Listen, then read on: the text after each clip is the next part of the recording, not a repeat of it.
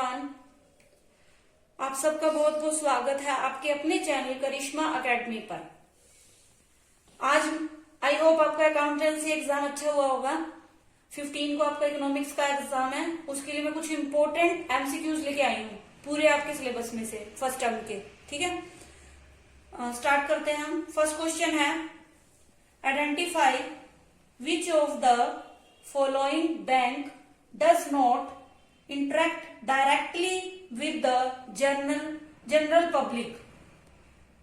Identify यानी वो ये कह रहा है कि इनमें से, इन बैंकों में से कौन सा बैंक है जो डायरेक्ट डील नहीं करता, किससे? जनरल पब्लिक से। ठीक है, मतलब हमसे कह लो, जनरल पब्लिक कह लो उसकी, यानी साधारण जनता से कौन सा बैंक डील नहीं करता? Bank of India, SBI, RBI यानी State Bank of India, RBI reserve bank of India और सेंट्रल बैंक ऑफ इंडिया। तो बैंक ऑफ इंडिया तो करता है, राजस्थान का बैंक है ये।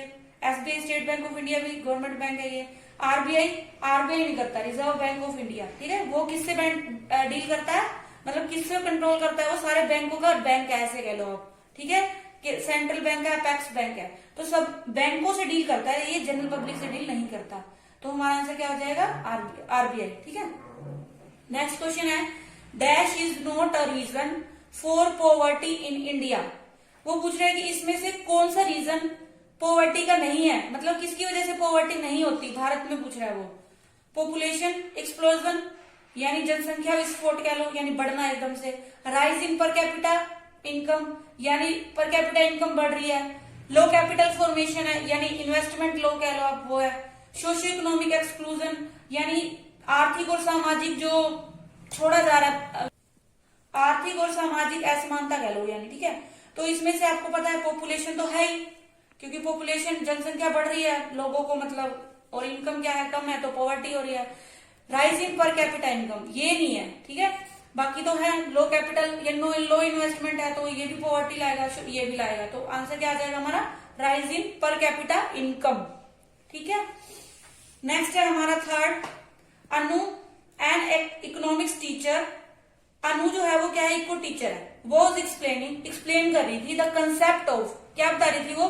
मिनिमम परसेंटेज, ये एज इसी के साथ है, percentage of the total deposit to be kept by any commercial bank with the central bank of country.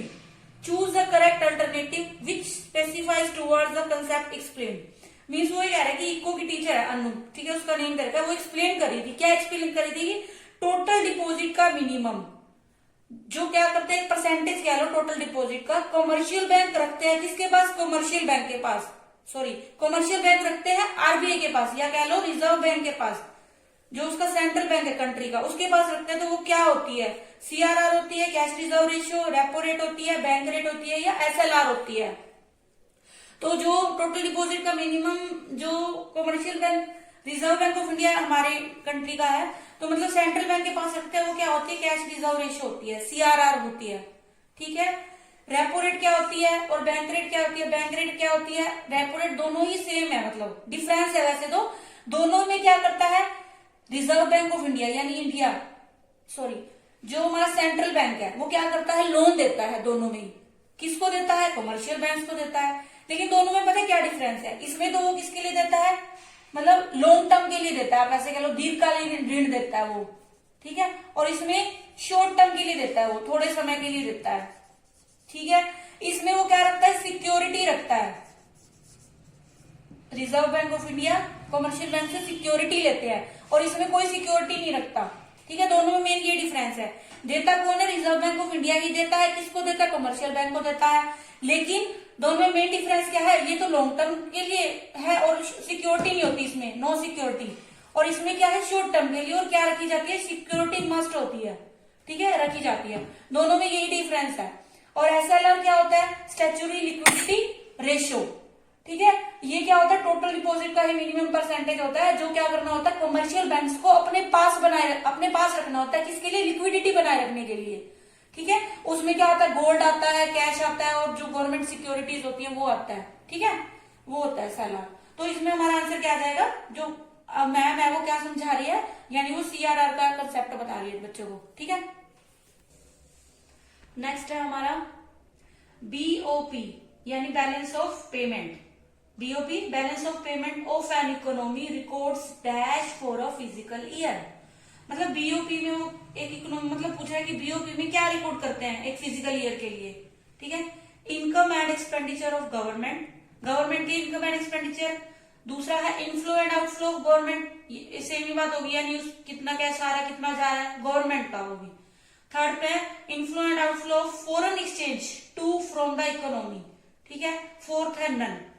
ठीक है, बीओपी क्या होता है, बीओपी यानी बैलेंस ऑफ पेमेंट क्या है, एक स्टेटमेंट है। ठीक है, जो क्या रिकॉर्ड करता है, मॉनिटरी ट्रांजेक्शन को रिकॉर्ड करता है, लेकिन किसके करता है वो, एक कंट्री के करता है, किससे, या एक इकोनॉमी के करता है, किससे, अदर कंट्री से या रेस्ट ऑफ द वर्ल्ड से। इसका गवर्नमेंट के नहीं होते सिर्फ, यानी हमारा देश जैसे इंडिया है, दूसरे देशों के साथ क्या ट्रांजेक्शन कर रहा है उसका रिकॉर्ड रखता है वो। ठीक है, मतलब इंडिया का एक कंट्री का दूसरी कंट्री के साथ क्या ट्रांजेक्शन हो रही है उसका रिकॉर्ड रखना, वो क्या है, बीओपी है। ठीक है, बीओपी क्या है, तो इसमें क्या आएगा, ये तो आएगा नहीं, इसमें तो सिर्फ गवर्नमेंट की बात कर रहा है, ये भी नहीं आएगा, तो क्या आएगा, ये वाला आएगा, inflow and outflow of foreign exchange, यानी थर्ड वाला।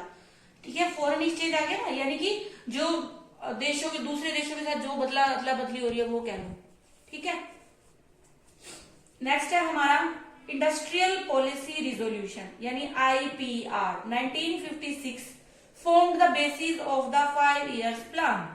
जो ये पॉलिसी आई थी इंडस्ट्रियल पॉलिसी रिजोल्यूशन, ये कौन सी मतलब 5 ईयर प्लान के बेस पे आई थी, वो ये पूछ रहा है।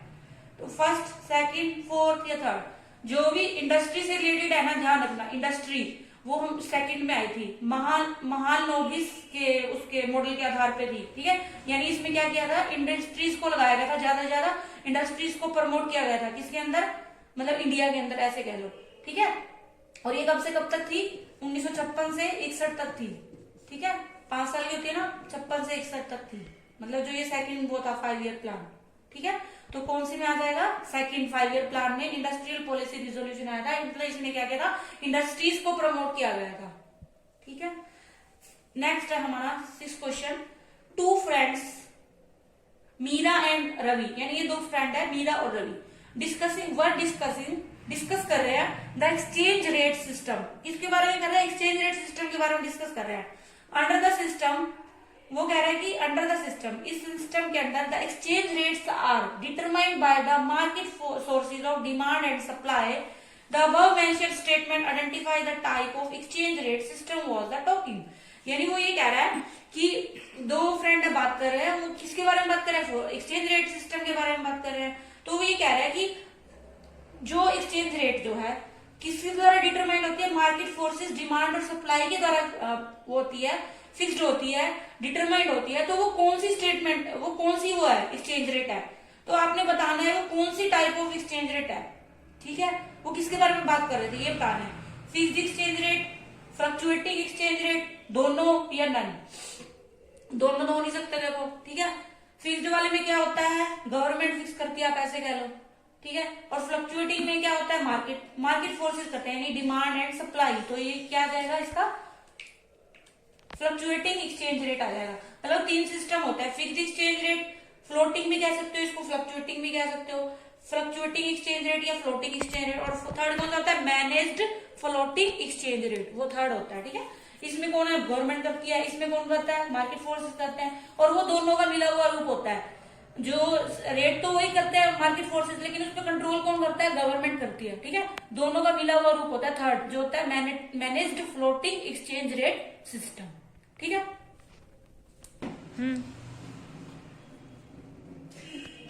चूज द, नेक्स्ट है choose the correct alternatives to be filled in given brackets A and B.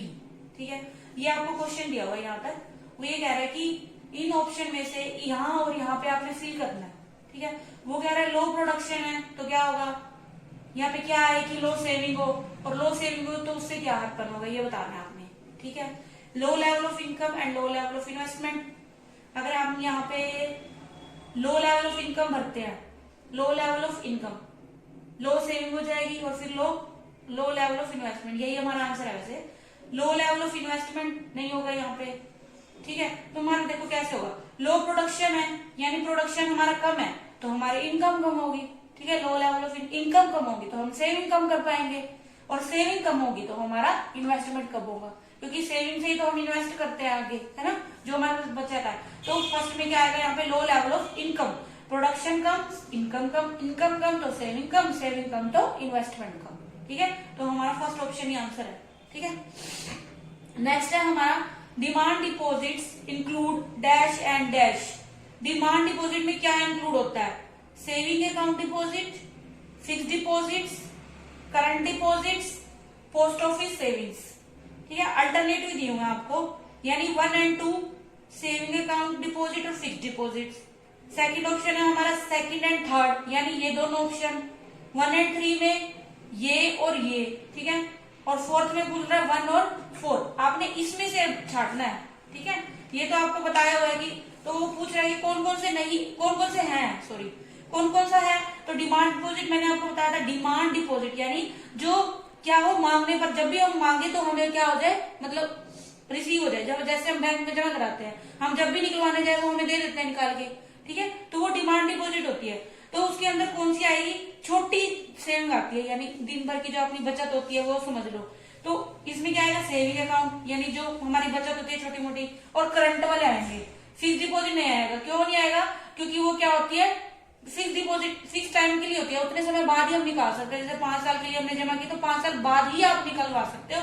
इसको हम डिमांड डिपॉजिट नहीं बोलेंगे, क्योंकि हम इसको 5 साल बाद यूज कर सकते हैं, उससे पहले नहीं यूज कर सकते। ठीक है, और पोस्ट ऑफिस सेविंग भी नहीं होती कि आप डेली जाके निकाल सको, ऐसा नहीं होता। उसमें भी फिक्स टाइम के लिए होता है, जैसे 1 साल के लिए आपने कॉपी खुलवा ली, 2 के लिए, ऐसे होता है उसमें भी। ठीक है, तो हमारा क्या आ जाएगा, फर्स्ट और थर्ड, तो हमारा ये वाला ऑप्शन इसका आंसर होगा। ठीक है, ऐसे ऐसे क्वेश्चन भी आ सकते हैं, मतलब ठीक है, आपको करने आने चाहिए।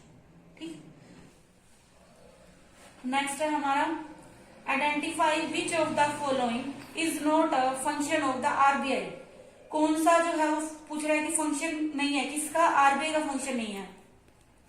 कस्टडियन ऑफ फॉरेन, ये तो है, फॉरेन एक्सचेंज का कस्टडियन कौन होता है, सेंट्रल बैंक ही होता है। और हमारा सेंट्रल बैंक कौन है, RBI, reserve bank of India. Banker of government, government का बैंक भी यही है। ठीक है, financial adviser of government, government का फाइनेंशियल एडवाइजर भी यही है। तो क्या नहीं है, to issue 1 rupee note, 1 rupee note ये इश्यू नहीं करता। ठीक है, 1 रुपीज का नोट और सिक्का जो होता है ना, वो ये नहीं इश्यू करता। कौन इश्यू करता है, गवर्नमेंट इश्यू करती है वो। ठीक है, आरबीआई नहीं करता। नेक्स्ट है हमारा 10th, before the advent of green revolution in 1960s, India was primarily dependent on dash for the supply of food grains. ठीक है, वो ये कह रहे हैं कि ग्रीन रिवॉल्यूशन, जो हरित क्रांति आई थी 1960 के दशक में, तो वो ये कह रहा है कि उससे पहले जो फूड ग्रेन्स की सप्लाई के लिए भारत किस पे डिपेंड था। ठीक है, किस पे डिपेंड था वो, यूएसए पे डिपेंड था। ठीक है, किससे, अमेरिका से हम क्या करते थे, इंपोर्ट करते थे फूड जो भी है, ग्रेन्स वगैरह। ठीक है, नेक्स्ट है हमारा identify the formula to calculate physical deficit. Physical deficit को निकालने का फॉर्मूला बताना है आपने। Revenue expenditure minus revenue capital, total expenditure minus total receipt other than borrowings. C capital expenditure minus capital receipt.